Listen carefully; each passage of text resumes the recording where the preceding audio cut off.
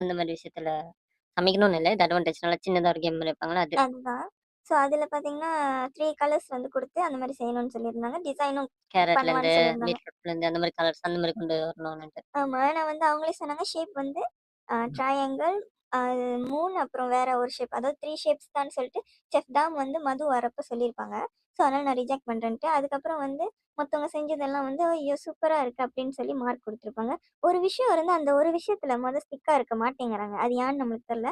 எல்லா இடத்துலயும் இப்படிதான் எல்லாருமே ஜட்ஜ் பண்றாங்க. ஸோ அது ரொம்ப பார்க்க கேவலமா இருக்கு. இந்த இத வந்து அந்த சேனல் கேட்டுக்கிட்டு இருந்தா தயவு செஞ்சு ஒரு விஷயத்த சொன்னீங்கன்னா, அத மட்டும் கன்டின்யூ பண்ணி போங்க. இஷ்டத்துக்கு ஆள் வந்ததுக்கப்புறம் மாத்திக்கிட்டே இருக்காதீங்க.